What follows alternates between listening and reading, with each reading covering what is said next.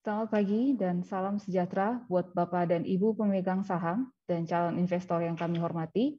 Selamat datang di acara Public Expose PT Mahkota Group Tbk tahun 2021 yang diselenggarakan secara online pada hari ini, Rabu tanggal 10 November 2021.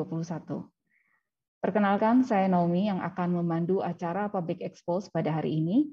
Agenda Public Expose PT Mahkota Group Tbk pada hari ini adalah salam pembuka, kemudian perkenalan perwakilan manajemen yang hadir pada acara ini, video company profile, pemaparan kinerja perusahaan, tanya jawab, closing statement, dan penutup.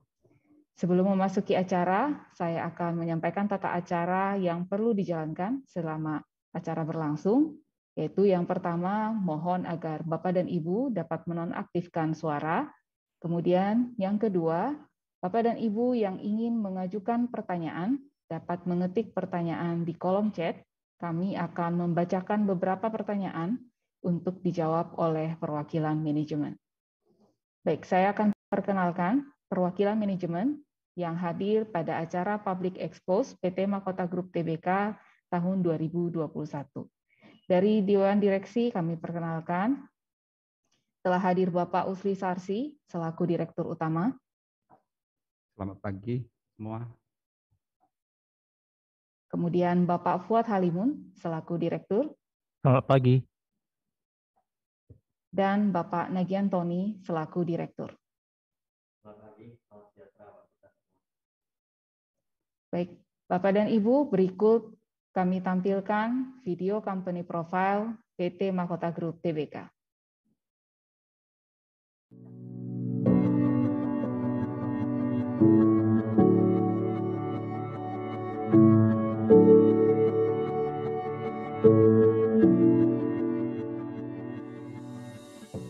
PT Mahkota Group Tbk merupakan perusahaan swasta yang bergerak di bidang pengolahan kelapa sawit di Indonesia melalui entitas anak. Aktivitas utama PT Mahkota Group Tbk melalui entitas anak adalah pengolahan kelapa sawit menjadi CPO dan palm kernel.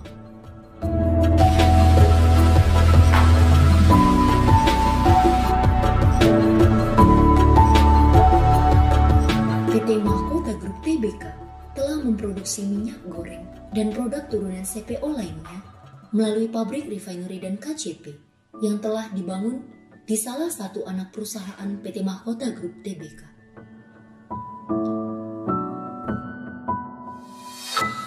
Berkantor pusat di Kompleks Grand Jati Junction, Jalan Perintis Kemerdekaan, nomor 3A, Medan, Sumatera Utara, dengan kantor representatif di Jakarta dan memiliki beberapa anak perusahaan yang tersebut di Provinsi Sumatera Utara, Provinsi Riau, dan Provinsi Sumatera Selatan. PT Mahkota Group berdiri pada 7 Januari 2011 dan telah melakukan penawaran umum saham perdana pada 12 Juli 2018. Kini, perusahaan ini telah resmi menjadi perusahaan yang go public dengan kode saham MGRO di Indonesia Stock Exchange.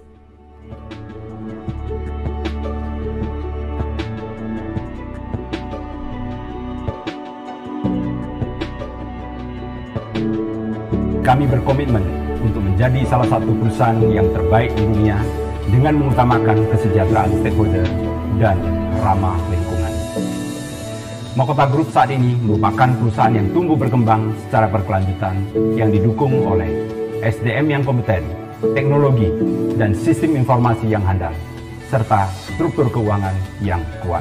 Saat ini, kami terus berinovasi untuk meningkatkan daya saing yang kuat dengan mengadopsi sistem dan teknologi yang terbarukan. Kami juga berkomitmen untuk terus menjunjung tinggi nilai-nilai budaya perusahaan yang telah lama terjaga dalam satu dasawarsa.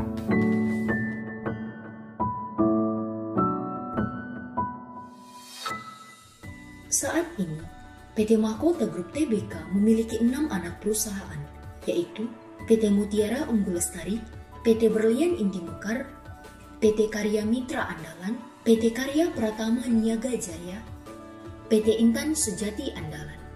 masing-masing dengan kapasitas pengolahan sebesar 45 sampai dengan 60 ton per jam di Sumatera Utara, Riau, dan Sumatera Selatan. Dan PT Dumai Pari Cipta Abadi yang bergerak di bidang storage tank dengan kapasitas tangki timbun 79.500 ton. CPO dan palm kernel berkualitas yang diproduksi oleh PT Mahkota Group Tbk merupakan hasil dari proses produksi yang dijaga dan dikontrol dengan ketat, mulai dari proses penerimaan bahan baku, tandan buah segar kelapa sawit, hingga dihasilkan CPO yang berkualitas dengan menggunakan teknologi terbarukan dan sistem informasi yang handal, dan didukung oleh sumber daya manusia yang handal dan berdedikasi tinggi, berkompetensi, dan berkomitmen terhadap profitabilitas dan sustainability perusahaan, serta menjunjung tinggi nilai-nilai perusahaan.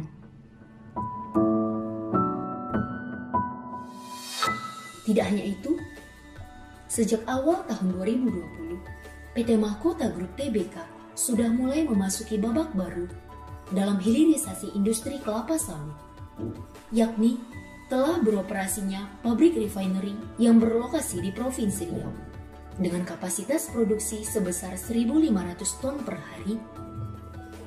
Pabrik tersebut dapat menghasilkan lini produk baru RBDPO dan PFAD, PKO dan PKE dari pabrik kernel pressing plant yang berkapasitas 250 ton per hari.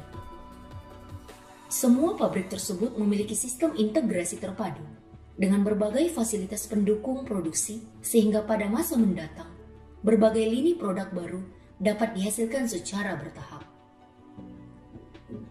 Dalam menjalankan bisnisnya, PT Mahkota Group Tbk sangat menekankan dalam program konservasi lingkungan berupa kerjasama pengolahan limbah menjadi sumber energi terbarukan dan program Zero Waste, di mana setiap limbah yang dihasilkan akan diolah lebih lanjut sehingga tidak merusak. Seluruh aktivitas yang dijalankan di PT Mahkota Group Tbk didasarkan pada standar internasional ISO, ISPO, dan K3 demi menjaga kualitas dan kesejahteraan para stakeholder, termasuk masyarakat dan lingkungan.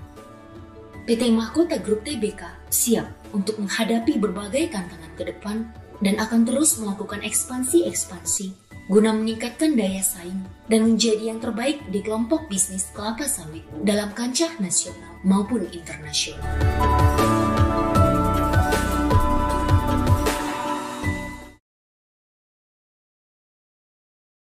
Demikian video company profile PT Mahkota Group Tbk. Saya kembali mengingatkan agar Bapak dan Ibu yang ingin mengajukan pertanyaan dapat mengetiknya di kolom chat. Baik, kita akan masuk ke kegiatan pemaparan kinerja perusahaan yang akan dibawakan oleh Direktur Utama PT Mahkota Group Tbk. Untuk itu dipersilakan kepada Bapak Usli Sarsi. Ya, terima kasih Bu Naomi. Selamat pagi dan salam sejahtera, salam sehat bagi kita semua. Pertama-tama ingin saya sampaikan banyak terima kasih kepada seluruh pemegang saham, investor, dan calon investor yang berkenan hadir pada pagi hari ini untuk mengikuti acara Public Expose 2021 yang kita selenggarakan pada pagi hari ini. Tentunya puji syukur kepada Yang Maha Kuasa, kita diberi kesehatan sampai saat ini sehingga dapat melaksanakan Public Expose di bulan September ini, di bulan November ini, sampai dengan laporan kinerja September. Saya langsung aja memulai dari materi yang ingin saya sampaikan di sini mengenai beberapa hal, yaitu mengenai perjalanan kita, sejarah, mungkin banyak hadir di sini ya, calon investor yang baru pertama kali mengikuti Public Expose kita. Jadi kita ingin menceritakan ulang history, perjalanan sejarah kita sampai hari ini. Kita mengawalin perusahaan keluarga yang bergerak di bidang kontraktor di tahun 1992 dengan nama PT Mulindo Raya Sejati. Kemudian kita bergerak ke konstruksi besi, ya, membangun pabrik-pabrik kelapa sawit, grup-grup besar. Kemudian pada tahun 2002 kita memulai pabrik kita yang pertama, yaitu dengan nama PT Mutiara Unggul Lestari. Itu pabrik pertama kita di Kandis, Dumai, ya. Kemudian kita hampir setiap tahun karena kinerja kita baik, kemudian hampir setiap tahun kita membangun pabrik kelapa sawit, ya, yang kedua, ketiga, dan seterusnya sampai hari ini sudah 7 pabrik kelapa sawit yang telah kita bangun dan beroperasi sampai hari ini. Kemudian di 2011 kita memandang penting untuk membuat satu holding company untuk seluruh anak-anak perusahaan kita. Di 2011 kita membentuk holding company dengan nama PT Mahkota Group Tbk. Pada saat itu kita merencanakan untuk Tbk, tapi baru bisa terwujud di 2018. Jadi di 2018 kita IPO dengan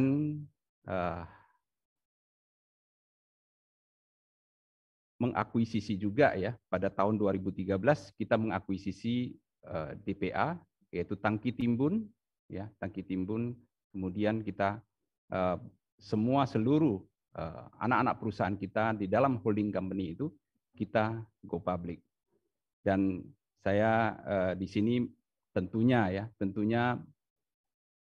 ingin mengucapkan banyak terima kasih kepada seluruhnya pemegang saham yang telah mensupport, mendukung PT Mahkota Group Tbk sampai hari ini. Jadi sekitar ini sudah berlangsung, bulan Juli kemarin sudah berlangsung 3 tahun kita IPO, genap 3 tahun. Jadi ini sekarang ini bulan November, ya.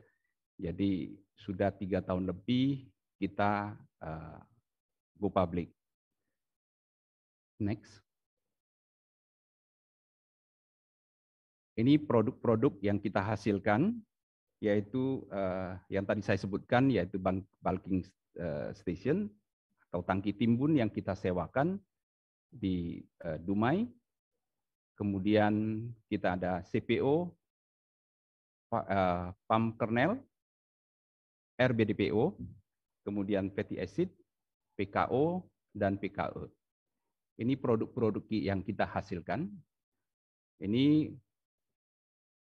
Dewan Komisaris dan Dewan Direksi kita, yaitu Pak Usman sebagai Direktur, Ibu Mili sebagai Komisaris, Pak Hari Kurniawan sebagai Direktur Komisaris Independen, Bu Lili sebagai Komisaris, kemudian Pak Tony, Nagian Tony adalah Direktur, dan Pak Fuad Direktur Operasional. Jadi inilah manajemen kita, Dewan Komisaris dan Dewan Direksi. Next. Ya, ini anak-anak perusahaan kita yang kita di bawah PT Mahkota Group Tbk. Jadi ada 7 anak perusahaan, masih dengan komposisi masing-masing yang tertulis di slide ini, ya. Ini lokasi-lokasi daripada perusahaan-perusahaan kita, ya. Jadi di pabrik-pabrik kita masih dalam Pulau Sumatera, yaitu di Sumatera Utara, ada 2 pabrik kelapa sawit, kemudian di Dumai, Riau, dan Sumatera Selatan. Jadi lokasi kita ada di Sumatera Utara, Riau, dan Sumatera Selatan. Ini lokasi-lokasi PKS dan tangki timbun yang ada di Dumai, di Pelabuhan Dumai. Ini sertifikat yang kita dapatkan dengan mengacu pada standar-standar yang sudah ditentukan. Kita ada ISPO ya, kita ada beberapa mendapatkan sertifikat, dan banyak sertifikat yang telah kita dapatkan seperti ISO dan banyak lagi sertifikasi yang kita dapatkan ya, seperti SMK 3 dan lain-lain. Slide ini adalah perusahaan-perusahaan relasi kita ya. Ada grup-grup besar yang menjadi rekan kita, supply dari produk kita banyak kita distribusikan kepada grup-grup besar yang kita tunjukkan dalam slide ini.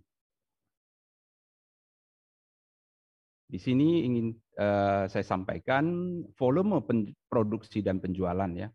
Volume produksi dan penjualan kita sampai hari ini kita masih terus meningkatkan, berusaha meningkatkan komposisi daripada ekspor kita perbesar. Jadi 30% kita diekspor, 70% masih kita distribusikan kepada pelanggan kita yang tadi slide sebelumnya yang kita tunjukkan. Ini aset laporan keuangan ya, laporan keuangan per September 2021 ini ya. Jadi aset kita tahun lalu 2020 adalah 1,48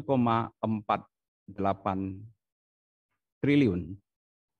Namun dengan usaha dari manajemen kita bisa meningkatkan total aset kita mencapai 1,98 triliun. Tentunya ini kita syukurin sekali ya. Pada saat situasi pandemi seperti begini, kita masih bisa terus berkembang dan kita meningkatkan bukan hanya aset ya, tapi bagaimana memperkuat cash flow, memperkuat rasio-rasio keuangan, kemudian kita terus dengan usaha, efisiensi, dan semua manajemen tentunya berusaha keras bagaimana kita bisa meningkatkan kinerja ya. Jadi ada penambahan profit juga di sana, sehingga ekuitas kita yang tadinya 638 miliar, sekarang sudah mencapai 675 miliar. Jadi ada peningkatan 5,7%.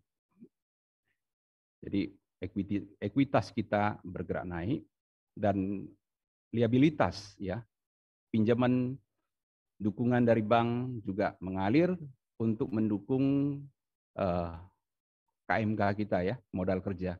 Tentunya kalau kita mengekspor banyak sekali menggunakan modal kerja. Jadi modal kerja yang kita perlukan didukung penuh oleh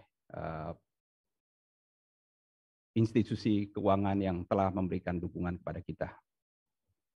Kemudian next. Ini pendapatan yang kita dapatkan.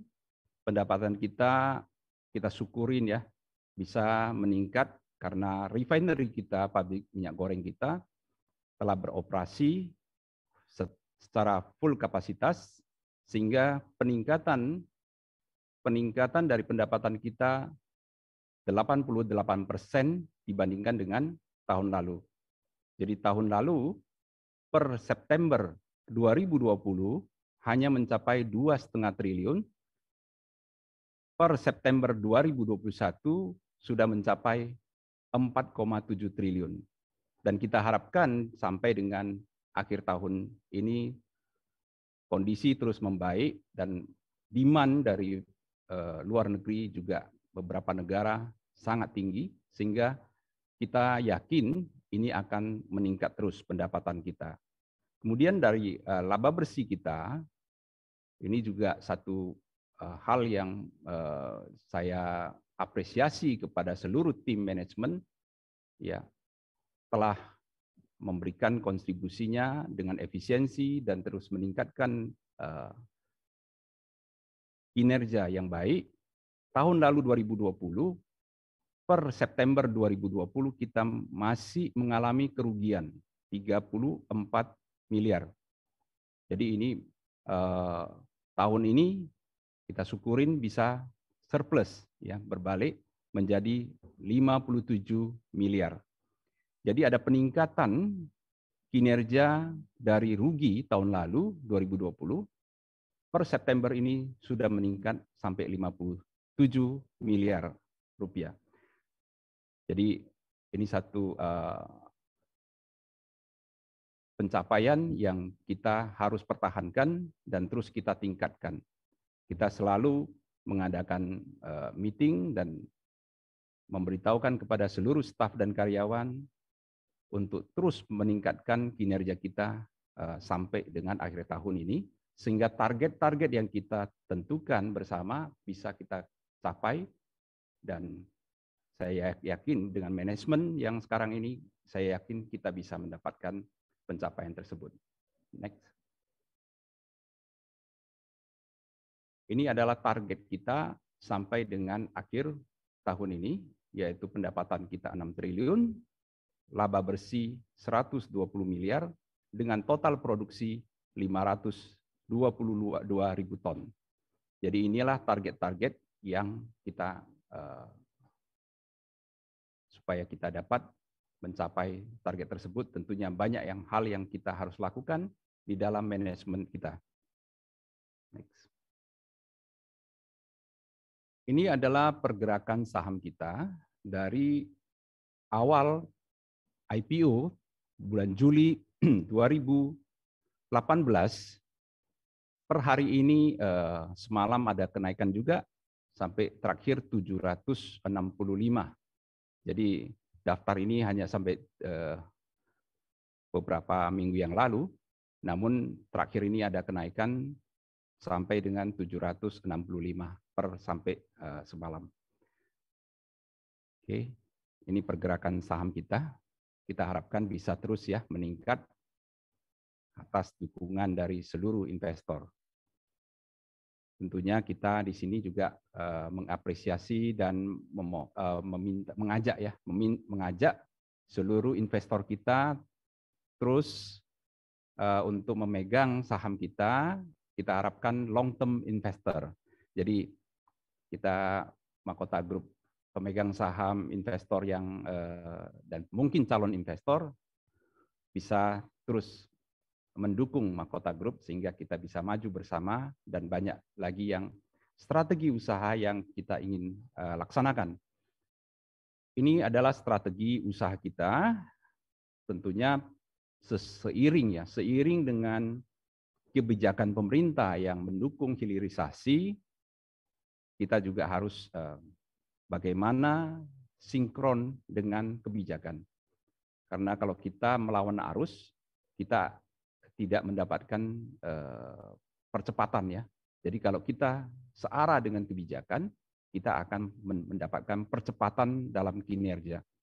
Jadi pengembangan hilirisasi, kemudian kerjasama strategis,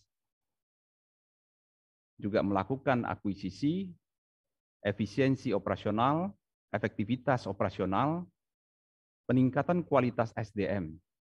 Kita melakukan training-training, kemudian kita terus ada sistem reward dan punishment yang baik, sehingga peningkatan kualitas SDM ini bisa kita tingkatkan terus-menerus.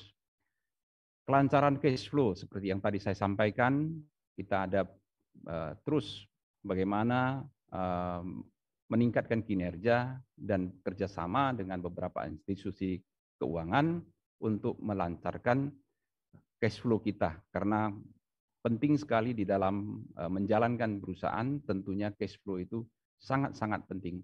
Itu adalah cadangan daripada cash kita untuk melakukan pengembangan, melakukan daya tahan kita menghadapi risiko-risiko yang kita tidak terbaca, dan itu cash flow kita itu akan kita perkuat dari tahun ke tahun. Kemudian memaksimalkan barang investasi. Ini kalau investasi kita akan maksimalkan. Kemudian kita mencari pendanaan murah.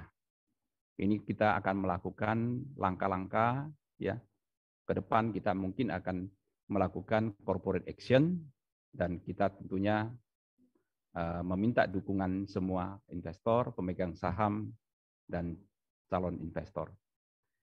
Hilirisasi, pengembangan hilirisasi kita akan melakukan seperti di slide ini adalah karena demand dari luar negeri sekarang ini tinggi sekali karena banyak tanaman-tanaman yang seperti minyak bunga matahari dan kedelai itu juga mengalami gagal panen ya. Banyak sekali perubahan cuaca ini mengakibatkan ekstrim, cuaca yang ekstrim sehingga demand dari luar negeri sangat tinggi sehingga kita memandang perlu untuk meningkatkan kapasitas kembali dari yang 1.500 ton per hari refinery kita akan tingkatkan menjadi 1.800 ton per hari. Jadi kita akan tingkatkan sehingga kita bisa memenuhi permintaan yang sangat tinggi. Produk penambahan kita RBDPO sangat diperlukan. Kemudian kita menganggap perlu juga untuk merencanakan ke depan kita akan menambah line kedua ya. Produk hard stearin, margarin, oil packaging, softening. Ini semua akan kita lakukan step by step sehingga integrate ya dari hulu sampai ke hilir industri kita, dari PKS sampai ke industri hilirnya, produk-produk sampingnya semua bisa terintegrasi dengan menyeluruh. Itu harapan kita. Kemudian penambahan tangki timbun baik di lokasi refinery maupun di lokasi pelabuhan Dumai. Itu akan kita lakukan. Kemudian investasi usaha dari biogas ya. Biogas ini adalah produk hijau ya. Jadi seiring dengan kita punya visi misi adalah bagaimana membawa industri kita ke arah industri hijau, green industry. Jadi biogas adalah salah satu penanganan limbah yang mengambil gas metannya untuk dialirkan ke dalam boiler sehingga menghemat bahan bakar dan satu sisi kita bisa menurunkan gas emisi dari pabrik kita. Kemudian penambahan turbin, boiler, bunch press, itu semua akan kita lakukan sehingga efisiensi kita tinggi. Jadi tadinya adalah sampah, kita nanti akan buat menjadi fiber, kemudian menjadi bahan bakar. Banyak lagi yang kita akan lakukan seperti dari waste management, kita akan buat pabrik kompos di samping pabrik kita. Jadi semua waste yang dihasilkan dari pabrik kita dapat dipergunakan sehingga kita benar-benar zero waste ya. Zero waste itu adalah visi misi kita. Bagaimana kita menjaga industri kita menjadi industri hijau. Seperti yang baru-baru ini banyak negara berkumpul ya di Skotlandia, Glasgow. Mereka membicarakan bagaimana menurunkan gas emisi. Sekarang ini perubahan cuaca yang luar biasa. Hampir 2 tahun ini kita merasakan ya, seperti penurunan produksi. Syukurlah kita memang sawit ini tahan akan cuaca. Kalau dibandingkan dengan tanaman bunga matahari dan tanaman kedelai, itu daya tahan sawit itu jauh lebih baik. Sawit ini hanya turun produksinya, tapi tetap survive di dalam temperatur iklim yang ekstrim ini ya. Jadi kita memang dapat meningkatkan kembali kebun-kebun kita ya. Kita juga memberitahukan kepada beberapa petani, kemudian ada dalam sosialisasi bagaimana pupuk kompos itu penting kita gunakan sehingga kita bisa meningkatkan produktivitas kita. Jangan hanya menggunakan pupuk kimia. Jadi dalam hal ini kita akan bangun pupuk kompos di samping pabrik refinery kita, dan kita akan supply kepada kebun-kebun swasta dan petani-petani untuk menggunakan kompos kita menjadi unsur hara yang diperlukan oleh tanaman. Kemudian produk oleochemical dan selanjutnya langkah selanjutnya akan kita invest sehingga kita benar-benar dari hulu sampai ke hilir bisa kita integrate. Efisiensinya tentunya akan sangat baik ya, dan kalau efisiensinya bagus tentunya meningkatkan kinerja dan profit laba bersih kita akan meningkat. Itu mungkin yang di dalam pengembangan usaha yang akan kita lakukan. Memang ada rencana kita nanti mengakuisisi beberapa perkebunan yang nanti akan bisa mensupport ke the upstreamnya ya. Upstreamnya itu juga akan mendukung. Tapi kita masih berfokus pada industri hilir yang kita akan terus tingkatkan. Next. Nah, ini adalah tanggung jawab sosial kita ya, CSR yang telah kita lakukan, baik membantu di daerah pabrik kelapa sawit kita, beberapa lokasi, kemudian juga ingin saya sampaikan di sini, Mahkota Group juga memiliki yayasan Mahkota Inti yang mensupport pendidikan. Jadi kita ada sekolah Brigjen Katamso 2, sekarang ini yang berlokasi di Marelan, Sumatera Utara, dengan sekitar ada 80 guru dan 2.000 murid ya, 2.000 murid. Kemudian juga kita ada sekolah tinggi dengan sekolah tinggi Trikom yang sekarang ini sudah perubahan bentuk ya, di bulan Juli kemarin tanggal 26 Juli kita sudah berubah bentuk menjadi universitas. Dan kita harapkan dengan mendukung pendidikan, ya, grup kita mensupport semua dari pendidikan TK sampai dengan SMA, kemudian dari universitas kita bisa mendukung dengan penuh, sehingga kita bisa menghasilkan SDM yang kompeten dan qualified untuk bisa kita satu masa bisa kita minta untuk mendukung PT Mahkota Group Tbk juga. Jadi kita bersinergi dengan beberapa stakeholder sehingga kita punya ke depan kita harapkan perusahaan kita tidak kekurangan daripada sumber daya manusianya, dan semua dengan era digital sekarang ini kita perlu sekali generasi muda untuk mendukung perkembangan Mahkota Group kita ke depan. Saya kira itu yang ingin saya sampaikan dalam kesempatan yang baik ini, dan terima kasih atas sekali lagi ingin saya sampaikan banyak terima kasih kepada seluruh stakeholders yang telah banyak memberikan dukungan kepada grup kita, dan kita harapkan semua bersinergi dan kita bisa meningkatkan kesejahteraan bersama.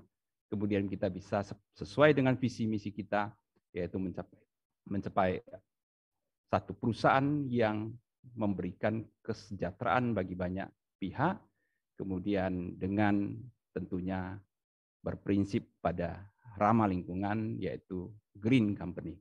Terima kasih sekali lagi. Demikian yang ingin saya sampaikan pada public expose di pagi hari ini. Saya kembali kepada Naomi, moderator. Terima kasih. Terima kasih Pak Usli. Demikian pemaparan terkait kinerja perusahaan dari Direktur Utama PT Mahkota Group Tbk, Bapak Usli Sarsi. Kita akan masuk ke sesi Q&A, pertanyaan. Sudah ada beberapa pertanyaan di kolom chat. Saya akan membacakan pertanyaan untuk dijawab oleh Direktur Perusahaan. Pertanyaan pertama dari Ibu Delia. Selamat pagi, saya ingin bertanya terkait bagaimana pencapaian target perseroan pada tahun 2021. Untuk menjawab pertanyaan ini, kami persilakan kepada Bapak Usli.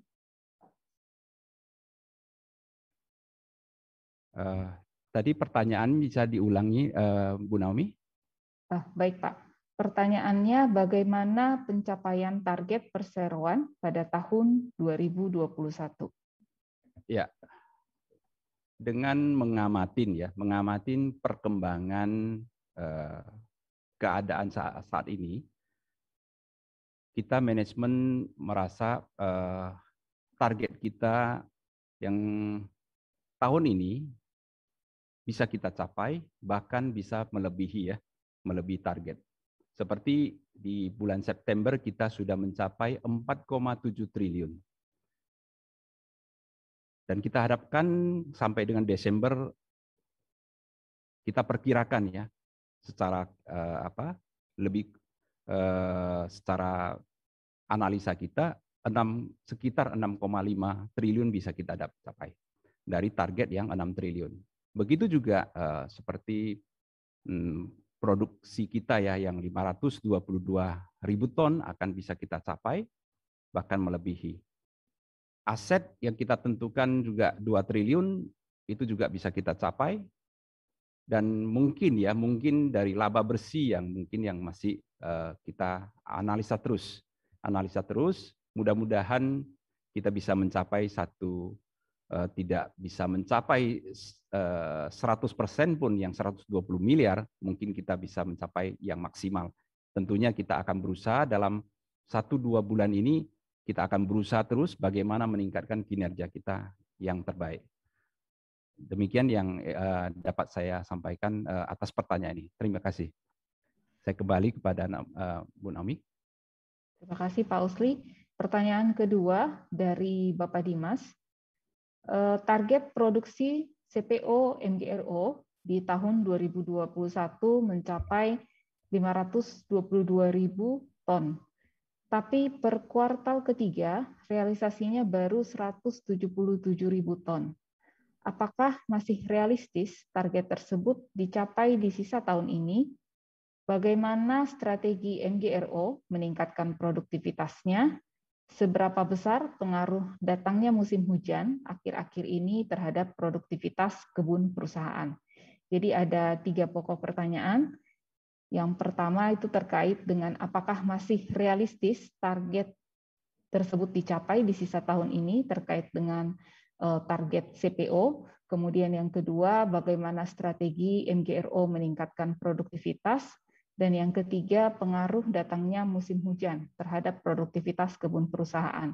Untuk menjawab pertanyaan ini, kami persilakan kepada Bapak Usli.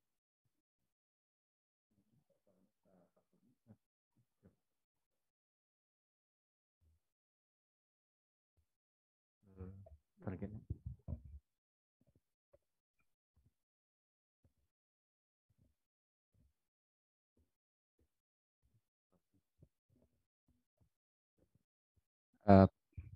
Ya, target ya, yang seperti tadi saya sudah menjawab yang target tadi. Mungkin tadi pertanyaan yang selanjutnya apa ya tadi ya? Yang pertama tadi mengenai target Pak, kemudian yang kedua strategi meningkatkan produktivitas Pak. Ya, tentunya strategi kita adalah bagaimana kita terus melakukan efisiensi ya. Seperti contoh kita ada empty bunch press yang tadinya kita dibakar di insinerator, sekarang ini kita ada investasi dan mudah-mudahan dalam waktu dekat ini sudah jalan, itu juga bisa menjadi hasil daripada waste management itu akan bisa kita gunakan ke boiler, ya kita bakar di tungku bakar boiler, dan itu bisa mengefisiensikan ya, efisiensi cost, tentunya cost yang kita keluarkan tidak banyak, dan kemudian kinerja kita bisa kita tingkatkan lagi. Jadi strategi-strategi seperti bagaimana mensinkronkan antara kebijakan pemerintah yang hilirisasinya pajak ekspor, yang kalau kita ekspor dengan hulu aja SCPO itu akan terkena pajak yang begitu tinggi. Namun kalau kita ekspor dengan yang lebih hilir seperti dengan packaging itu bahkan nol pajak ekspornya. Jadi itu strategi-strategi kita bagaimana mensinkronkan kebijakan pemerintah dengan apa yang kita lakukan di perusahaan. Jadi strategi ini penting ya untuk bisa kita lakukan sehingga kita bisa meningkatkan target-target kita ke depan, kinerja kita bisa lebih baik. Mungkin ada lagi yang belum terjawab, Bu Naomi, pertanyaan ketiga. Pak Usri, tadi ada pertanyaan terkait dengan pengaruh musim hujan, Pak, terhadap kinerja atau produktivitas perusahaan. Oke. Memang La Nina ini ya, curah hujan yang terlalu besar, tadi seperti yang dari pemaparan saya di awal ya, bahwasanya dalam 2 tahun ini memang perubahan cuaca itu bisa dirasakan semua pihak, terutama yang memiliki pabrik kelapa sawit. Itu bisa dirasakan kekurangan bahan baku. Jadi kekurangan bahan baku itu mengakibatkan kompetisi harga yang sangat tinggi, sehingga menurunkan laba bersih, bahkan ada yang merugi karena bahan bakunya terlampau sedikit akibat curah hujan yang terlalu tinggi. Dan ini berlangsung efeknya sampai sekarang. Tahun lalu efeknya langsung ke tanaman, namun di tahun ini efeknya belum sampai, kita perkirakan kemarin di bulan-bulan Agustus kita sudah bisa lebih baik ya. Produksi dari kebun-kebun kita ini yang di seluruh Sumatera Utara dan Riau ini bisa tambah baik, tapi ternyata hanya sebentar saja. Produksinya naik memang di bulan Agustus, kemudian turun lagi karena curah hujan yang dampak dari tahun lalu masih terjadi. Dan kita lihat memang kita dalam 1-2 bulan ini juga dengan curah hujan yang terus-menerus sehingga membuat infrastruktur kita juga mengalami problem ya, di kebun-kebun nggak bisa keluar, kemudian kandungan air di dalam tandan buah segar juga sangat tinggi sehingga mengakibatkan rendemen agak turun. Jadi dampak daripada untuk bahan baku memang sangat besar. Namun kita di industri hilir, refinery kita, kinerja kita yang terbaik di sana. Karena kita demand-nya juga karena banyak negara-negara mengalami terganggu produksi daripada bunga matahari dan minyak kedelai, itu mereka membeli dari CPO. Jadi demand-nya sangat banyak, ditambah lagi krisis energi, saya kira ini akan mendukung harga daripada penjualan kita. Jadi refinery kita mengalami kinerja yang positif, di kinerja di pabrik kelapa sawit mengalami penurunan. Saya kira itu yang bisa saya sampaikan untuk pertanyaan tadi. Terima kasih. Terima kasih Pak Usri. Baik, pertanyaan yang kedua masih dari Bapak Dimas. Saya akan bacakan pertanyaannya. 68% penjualan sawit MGRO ditujukan ke pasar lokal. Sektor industri mana saja yang menjadi sasaran MGRO? Kemudian, apakah MGRO juga memasuk CPO untuk kebutuhan B30? Lalu untuk ekspor, negara mana saja yang dituju oleh perusahaan? Bagaimana permintaan ekspor sejauh ini? Untuk menjawab pertanyaan ini, kami persilahkan kepada Bapak Tony. Saya akan bacakan satu persatu ya Pak pertanyaannya. Yang pertama, terkait dengan sektor industri mana saja yang menjadi sasaran MGRO.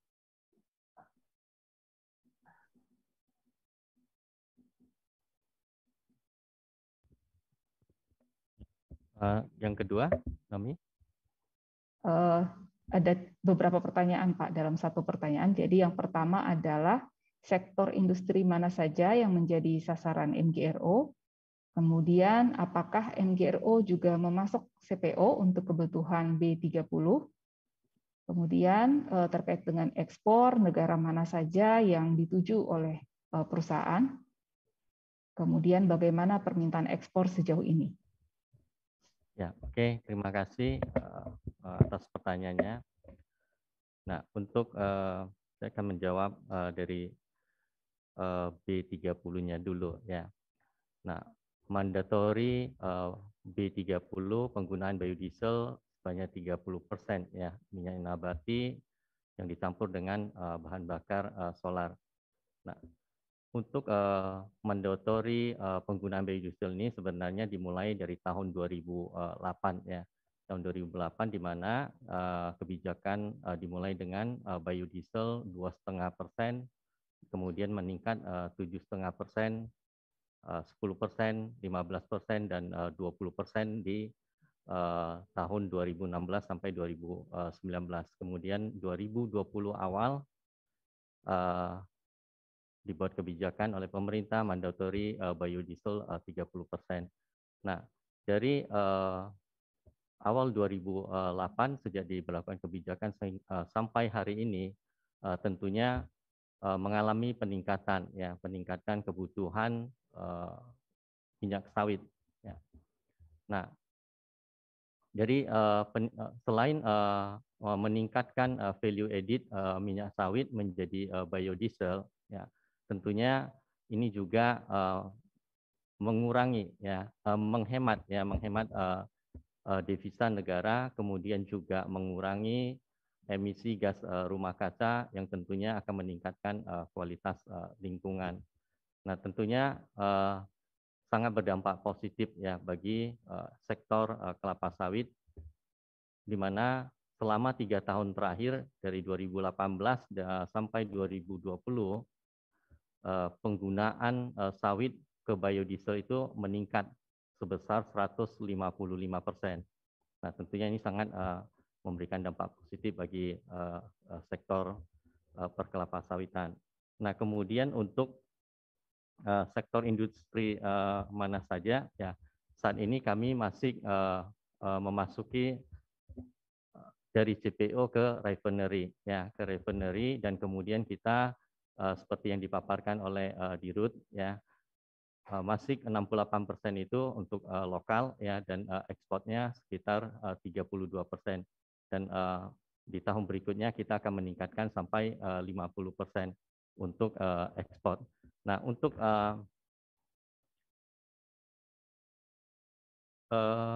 CPO ke B30 ya, saat ini kita belum ke sana, ke arah sana ya.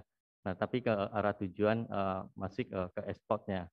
Dan untuk memenuhi kebutuhan refinery kita ya, sebagian besar disupport oleh pabrik kelapa sawit kita sendiri. Nah, sisanya itu kita tentunya untuk memenuhi kapasitas produksi dari refinery, tentunya kita harus membeli dari pabrik kelapa sawit yang lain. Demikian yang dapat kami sampaikan. Saya kembalikan pada moderator.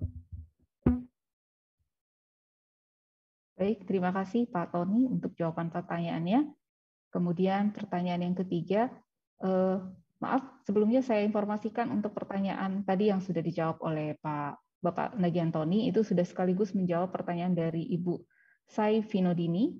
Kemudian saya akan membacakan pertanyaan ketiga, masih dari Bapak Dimas.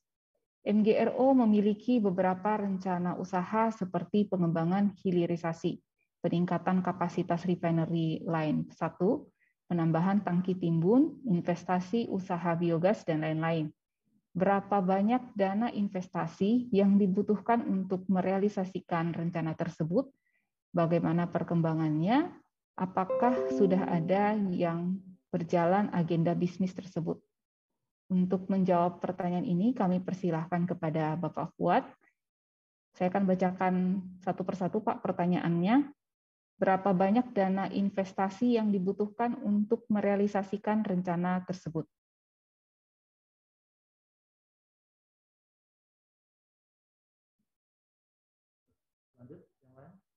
Kemudian pertanyaan yang kedua, bagaimana perkembangannya terkait dengan rencana pengembangan perusahaan?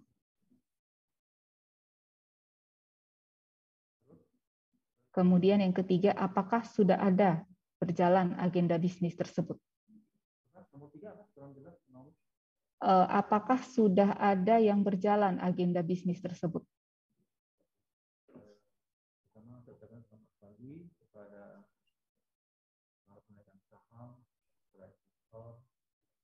Kemudian juga untuk calon investor. Ada pertanyaan dari Dimas ya. sebelumnya mungkin perlu saya sampaikan dulu bahwa hilirisasi daripada Mahkota Group itu setelah kita mulai ya, tadi sedikit sejarah sudah disampaikan, yaitu 2016 kita telah mulai membangun pabrik refinery, kemudian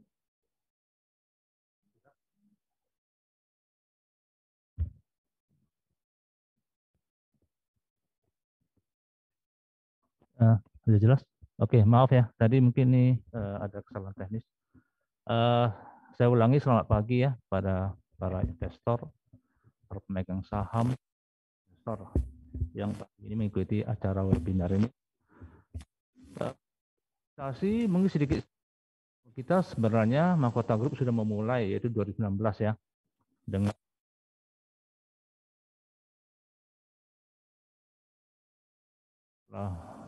membangun KCP ya, Container Crushing Plant. Itu dengan kapasitas untuk refinery-nya 900 ton, kemudian untuk fraksinasi 250 ton, kemudian berlanjutnya adalah KCP dengan 200 ton. Nah, ini semua telah beroperasi secara penuh ya.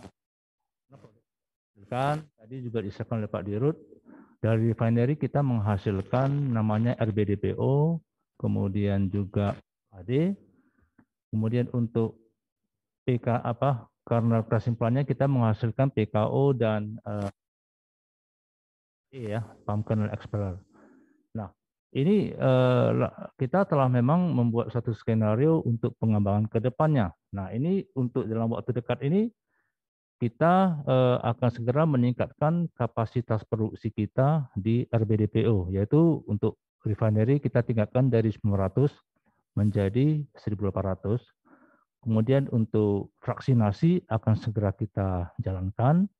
Dengan fraksinasi ini kita akan mengolah RBDPO menjadi olein ya, atau kita sebut biasa minyak goreng dan stearin yang merupakan bahan baku untuk margarin dan lain-lainnya. Nah, ini dalam waktu dekat akan kami tingkatkan, termasuk pabrik pengolahan inti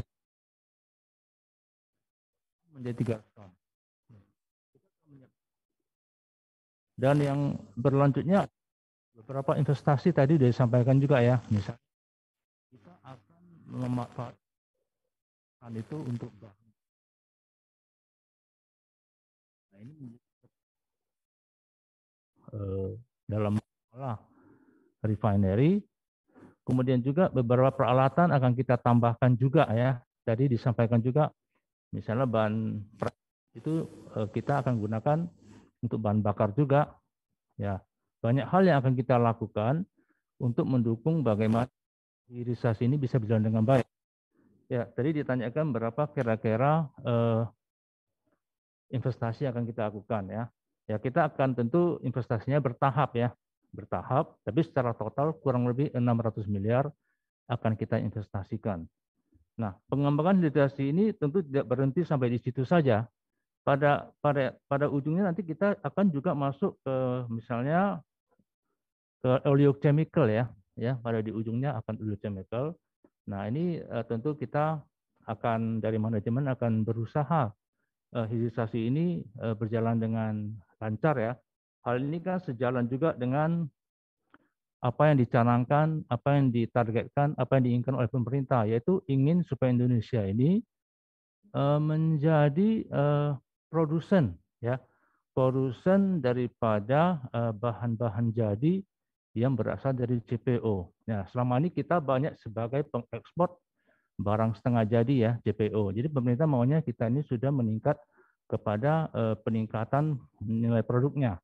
Nah, tentu ini kita dari Mahkota Group sangat menyambut gembira ya. Kita sangat mendukung hal ini. Karena dengan kita hilirisasi, kita bisa meningkatkan nilai produk kita atau ada value added ya. Ada tambahan nilai yang kita hasilkan. Nah, pada ujungnya tentu ini akan meningkatkan pendapatan dan kinerja perusahaan akan meningkat. Mungkin sudah saya jawab, ada lagi? Menurut saya sudah cukup menjawab, Pak. Ya. Ini baik, sekaligus demikian bisa saya jelaskan ya, mungkin tadi Pak Dimas yang bertanya juga kepada seluruh dan saya kembalikan kepada moderator. Terima kasih. Terima kasih atas jawabannya, Bapak Fuad. Ini sekaligus untuk menjawab pertanyaan dari Bapak Daniel ya, karena memiliki pertanyaan yang hampir sama dengan pertanyaan Pak Dimas tadi. Terima kasih untuk seluruh pertanyaan yang sudah masuk di kolom chat. Pertanyaan dari Bapak Ibu yang belum dijawab di acara ini, kami akan kirimkan jawabannya melalui email atau dituangkan dalam risalah Public Expose yang akan dipublikasikan di website resmi PT Mahkota Group Tbk. Bapak dan Ibu pemegang saham dan calon investor yang kami hormati, kita sudah masuk di akhir acara. Untuk itu kami persilakan kepada Bapak Usdi Sarsi untuk memberikan closing statement. Ya, terima kasih moderator Bu Naomi. Di akhir sesi acara saya cuman ingin mengajak seluruh investor, pemegang saham, kemudian calon investor yang kebetulan hadir pada pagi hari ini bersama kita mengikuti Public Expose adalah bagaimana supaya kita bersinergi ya, bersaling bergandengan tangan ya. Saya mengajak untuk mensupport tentunya bagaimana investasi yang dilakukan selama ini bisa ditingkatkan ataupun calon investor yang belum saham Mahkota Group kita minta saatnya ini saatnya untuk bisa masuk. Karena apa? Karena kita menginginkan makin banyak pemegang saham baru kita yang bergabung. Kita ingin Mahkota Group ini membawa satu kesejahteraan bagi kita semua. Dan seperti banyak sekali media sekarang ini menyampaikan bahwa sektor sawit ini adalah sektor yang sangat prospeknya cerah. Bagaimana bukan hanya untuk makanan ya, minyak goreng, tapi juga energi, kemudian consumer good. Seperti sekarang ini krisis pangan dan krisis energi, jawabannya juga kita ada di sektor yang mendukung krisis tersebut. Dan ini demand-nya terus meningkat dari. Dulu saya pernah ditanya, Pak, kalau sawit itu berapa nanti ke depan? Saat itu saya jawab, ya pada saat itu Rp1.000 per kilogram ya. Saya jawab, satu masa bisa Rp2.000. Tanamlah sawit. Kalian bergerak di petani ya di bidang sawit, tanamlah sawit yang kalian bisa ya. Kemudian investasikan dana kalian di bidang ini. Pada saat itu jawaban saya bilang 2.000, ternyata sekitar setengah tahun yang lalu sudah mencapai Rp2.000. Saya kemarin diundang di iNews, saya sampaikan lagi bahwasanya ini bisa satu masa bisa Rp3.000 per kilogram. Karena demand saya lihat sulit untuk tergantikan ya. Sawit ini sangat murah, minyak nabati yang termurah di dunia. Dan kita diberikan satu kesuburan tanah, letak geografis kita memang sangat cocok sesuai dengan kondisi alam kita untuk menanam sawit. Kalau kita produksi kita terus kita tingkatkan, sektor ini akan sangat-sangat cerah, baik dari hulu sampai ke hilir. Jadi ternyata pada saat dialog itu saya bilang 3.000, per hari ini sudah mencapai angka Rp3.000. Jadi bayangkan saya nggak sangka bisa begitu cepat. Prediksi saya beberapa tahun lagi. Namun setengah tahun saja, berapa bulan saja sudah mencapai Rp3.000. Jadi itu satu hal yang luar biasa karena demand sangat banyak di luar dan mereka memerlukan pengganti ya minyak nabati yang lebih murah. Dan ini sektor yang sangat menjanjikan ke depan dan hari ini saya mengajak semua bisa menginvestasikan. Walaupun dengan pandemi begini banyak sektor yang terkena, namun kita jangan menyerah karena sektor ini masih berprospek yang cerah buat kesejahteraan kita bersama. Dan jika ada yang mau menambah juga ya, kalau ada saham yang sudah dipunyain, mau menambah silakan. Saya kira ini saatnya masuk. Dan dengan bukan hanya peningkatan harga saham ya, tapi juga nanti kita sama-sama kita lihat tahun ini sudah sampai September sudah mencetak laba dan kita memiliki kesempatan untuk nantinya bisa dividen dan bisa memberikan mendapatkan satu benefit bergabung dengan Mahkota Group. Saya kira itu saja di closing statement saya sudah siang hari ini. Dan saya ucapkan sekali lagi terima kasih atas dukungannya dan jadilah investor PT Mahkota Group Tbk secara long term. Jadi investor long term, investor yang dalam jangka panjang. Itu kita harapkan. Trading boleh, tapi kita lebih mengharapkan investor jangka panjang yang tetap setia bersama kita dan kita bisa sejahtera bersama. Terima kasih. Selamat siang dan salam sejahtera bagi kita semua. Sehat selalu dan sukses. Demikian, Naomi. Terima kasih Pak Usli atas closing statement-nya. Demikian acara Public Expose tahun 2021 PT Mahkota Group Tbk. Terima kasih atas kehadiran Bapak dan Ibu. Saya mewakili panitia memohon maaf atas kata dan perilaku yang kurang berkenan selama pelaksanaan acara ini.